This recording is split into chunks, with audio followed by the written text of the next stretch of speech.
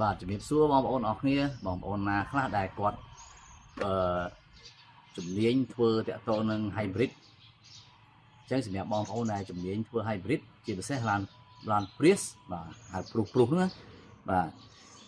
ពាក្យច្រើនគឺបងប្អូនត្រូវការឧបករណ៍តេស្តអាគុយណាខ្ញុំមានឧបករណ៍នេះមួយជាផលិតផលល្អវាស់មានភាពជាក់លាក់ច្បាស់លាស់រហ័សងាយស្រួលប្រើតម្លៃសមរម្យប្រើប្រាស់បានយូរmodel នេះគឺមានការពេញនិយមខ្លាំងពីបងប្អូនដែលធ្វើអាគុយ hybrid ហើយវាមានមុខងារមិនត្រឹមតែវាស់អាគុយ hybrid បានទេវាអាចថែមទាំងវាស់បានប្រភេទនៅអាគុយ 12V សម្រាប់ឡាន start យើងហ្នឹងបាទអាចតេស្តបានធម្មតាអញ្ចឹងបងប្អូនគាត់ select រើសយកតាម CCA ផងវាទៅគឺអាចធ្វើការវាស់បានដូចគ្នាណាអញ្ចឹងវាមានមុខងារពីរហើយវាប្រើលឿនជាងជាក់លាក់ជាងប្រភេទ model ចាស់ដែលប្រភេទប្រើកាច់បាទអញ្ចឹងបងប្អូនដែលមានតម្រូវការអាច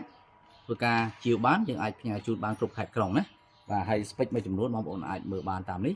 ឬក៏សាកសួរព័ត៌មានបន្ថែមយើងនឹងផ្ញើជូនបងប្អូនតាមពេលក្រោយអូខេបាទអញ្ចឹងរបស់ទាំងអស់នេះគឺយើងមាន stock ស្រាប់